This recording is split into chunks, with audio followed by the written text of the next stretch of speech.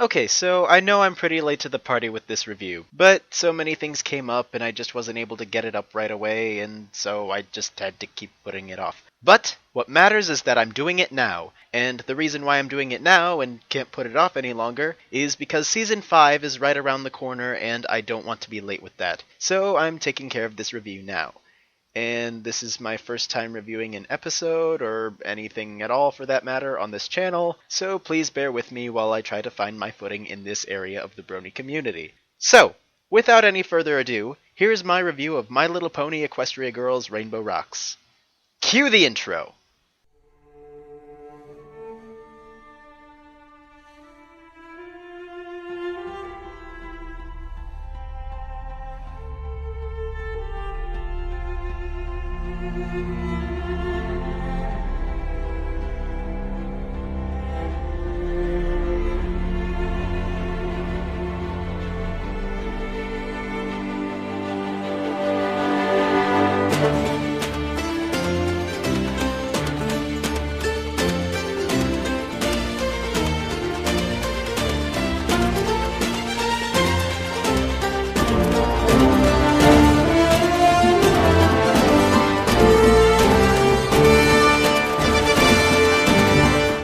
Okay, so let me start off this review analysis sort of thing-ish by saying that I actually liked the first Equestria Girls movie. I was one of the few bronies that was pretty impressed with it. Like most of the brony community, I didn't expect much from it at first, but at the same time, I was cautiously optimistic about it because, well, it's Gen 4 of MLP, and even at their worst, they're pretty decent. And whether most of you want to believe it or not, the series is getting better and better despite Lauren Faust being gone.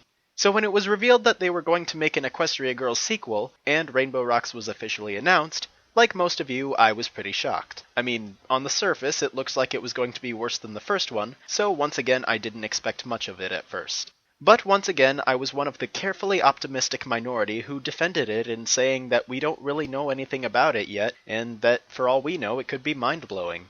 In fact, I was so optimistic about it that I drove all the way out to Cedar Rapids with my dad's girlfriend's 9 and 7-year-old daughters, my mom, and my dad's girlfriend to go see it in the theater. And I was unfortunately the only brony in the theater. There were only 4 other groups of people there, and they were all parents with their kid daughters. And I was the only person there wearing any kind of pony swag. Kind of embarrassing. But that did not discourage me from thoroughly enjoying the movie. So the movie begins with an introduction to the villains, which set a mysterious and dark tone that I was thoroughly impressed with. Normally we don't see that in MLP. Usually it's just our 6 protagonists going about their day when suddenly something bad happens out of nowhere. Normally we don't see something like this, and the villains themselves were pretty impressive as well, even if they were somewhat stereotypical. I mean, you've got the leader, the dimwit, and the smartass. It's a common trio in kids/family media whether they're villains or not. But at the same time, the writers weren't afraid to go dark with these characters, and I really liked that. Plus, their singing voices were pretty mystifying. So, after an opening credits sequence that reminds us what happened in the last movie, Spider-Man, we see Sunset Shimmer trying and failing miserably to be accepted by her peers and make up for what she did in the first movie. And of course, no one other than the main 6 wants to be her friend.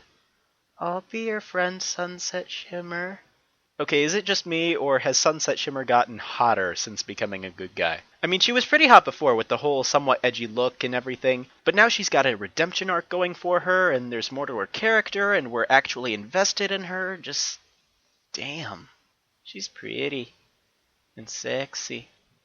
In fact, I think she's like the hottest human in this movie. Anyway, so Celestia and Luna show up and give us some exposition on what the plot of this movie is going to focus on, and give the entire student body a reminder as to why they all hate Sunset Shimmer. As if they needed one. And our little Shimmy ends up feeling even worse. So then the main 6 comfort her and we get a new song, during which we see that they all go anthro when they play music. Because reasons! We begin to see some tension in the group, and we see the return of Flash Sentry! Yay! Okay, honestly, I think everyone's overreacting. As poorly written a character as he is, he doesn't deserve all the hate he gets. Yes, he's basically only in the series to give Twilight a love interest. And to you I say, what's wrong with that? I for one have been wanting one of the main 6 to have a canon love interest for a long time now, and as poorly written as he is, I'm taking what I can get. Anyways, after that, Sunset Shimmer is called to show some new students around the school. And, surprise, surprise, it's the Dazzlings. We get some hinted exposition as well as some pretty funny dialogue. You'll have to excuse them. They're idiots. That line never gets old. So then Sunset meets up with the main six at lunch and tells them that there's something off about the new girls. And after arguing about whether or not they shall partake in Taco Tuesday, the Dazzlings go on to prove just that. With a song that's just so hypnotic. I mean, those voices and that hip swaying. So magical.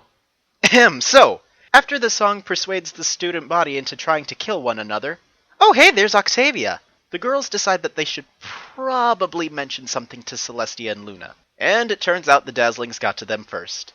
Hey, they never do much of anything in Equestria anyway. Why bother trying to get them to do anything in the human world? So the girls try to figure out how to deal with the problem on their own. On a minor note here, I'm surprised that no one has noticed the small nod to the Brony community in this scene, whether it was intentional or not.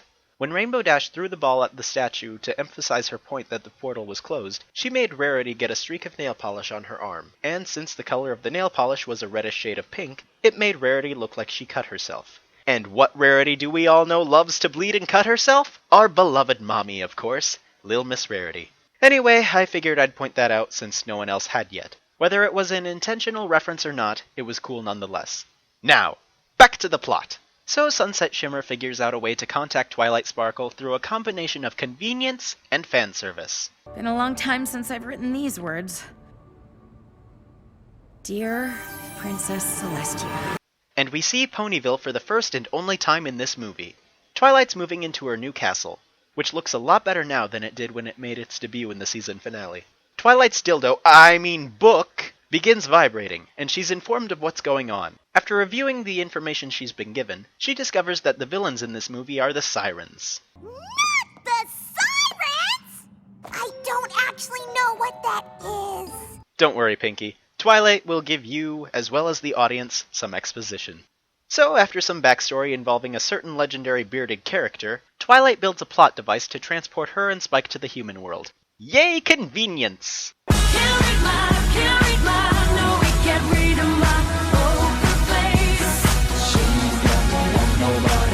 So Twilight arrives in the human world, and everyone hugs and catches up over milkshakes. Flash Sentry was asking about me? Isn't that nice? Cute. So after Rainbow Dash displays some impressive fighting moves, they decide to go party crashing so Twilight can flirt with Flash Sentry. So they can try to stop the Sirens in the most embarrassing and cringeworthy way possible. Friendship is magic!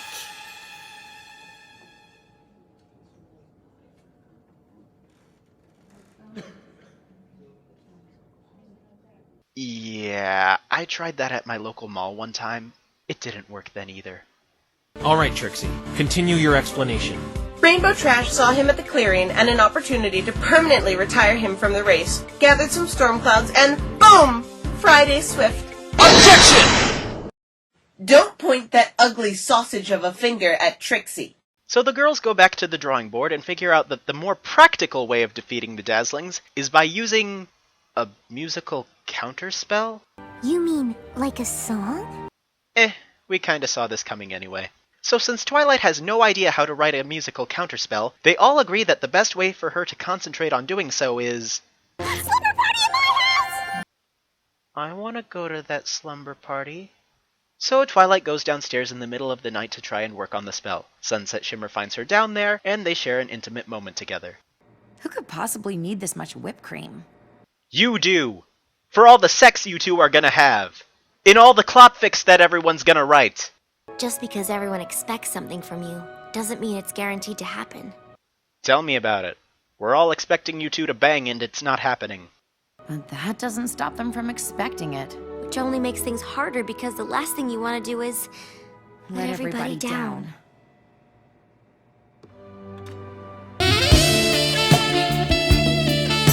No homo, right? All of the homo! And the cute, intimate moment where they should be fucking right about now is ruined by Maud. Damn cockblock. I activate the trap card, Cock Block. This card gives me the ability to cock block you, Kaiba. It's the Cock Block card. That's what it does. Its special effect is cock blocking. Stop explaining the card! So the group tries to practice the unfinished counterspell in the barn, which hurts all of our ears.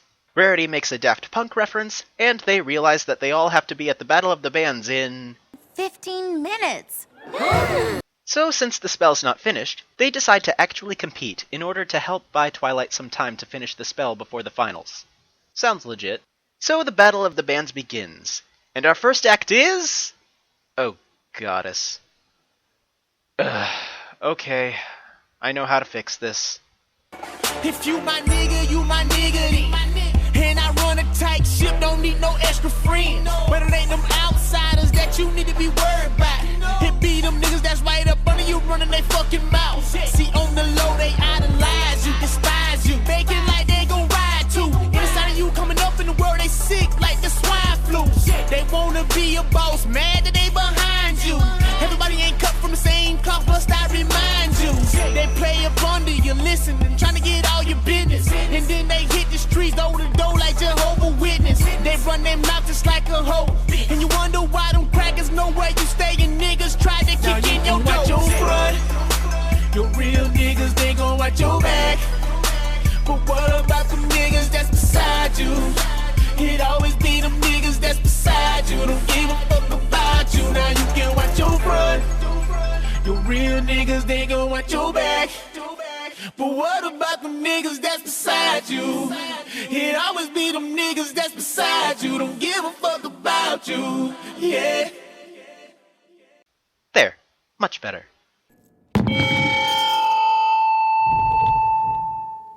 Please do not drop the microphones.